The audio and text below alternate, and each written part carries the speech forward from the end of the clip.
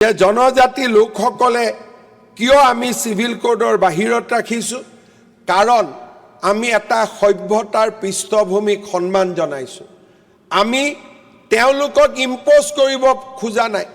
কাৰণ আমি uniform civil code অনাৰ বহু আগৰে পৰা তেখেতসকলে কাষ্টমাৰী ৰাইটছৰ দ্বাৰা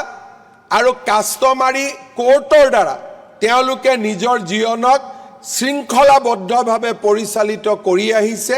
আৰু সেই কাৰণে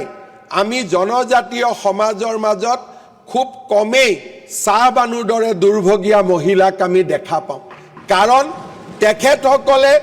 আমি চিন্তা কৰাৰ আগতে এনেবোৰ কথা চিন্তা কৰিছিল সেই কাৰণে কেতিয়াও বড়ো মিচিং কাৰ্বি ৰাভাৰ মাজত আমি উপেক্ষিত অৱহেলিত মহিলা দেখা নাপাওঁ চাহবানুৰ দৰে ঘটনা আমাৰ জনজাতীয় সমাজখনে কেতিয়াও হ'ব নিদিয়ে সমাজে তেখেতসকলৰ দায়িত্ব লয় আৰু দুৰ্ভগীয়া মহিলাগৰাকীক সমাজেই দায়িত্ব লৈ সমাজেই তেওঁলোকক পৰিচালনা কৰে অধ্যক্ষ মহোদয় জনজাতীয় সমাজখনৰ পৰা আমি শিকিবলগীয়া আছে জনজাতীয় সমাজখনৰ লগত প্ৰতিযোগিতা বা আমাক দিছে তেওঁলোকক কিয় দিয়া নাই তেওঁলোকক কিয় দিছে আমাক দিয়া নাই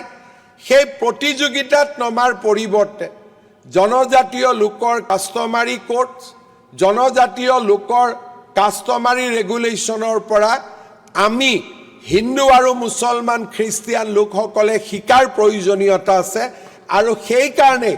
অসম চৰকাৰে এটা বিভাগৰে সৃষ্টি কৰিছে যে ইণ্ডিজেনাছ ট্ৰাইব আৰু কালচাৰ যাতে সময়ৰ লগত খোজ মিলাই তেওঁলোকৰ বেষ্ট প্ৰেক্টিছবিলাকক আমি আধুনিক যুগতো জীয়াই ৰাখিব পাৰোঁ তেওঁলোকৰ ধৰ্ম তেওঁলোকৰ সংস্কৃতিক আমি জীয়াই ৰাখিব পাৰোঁ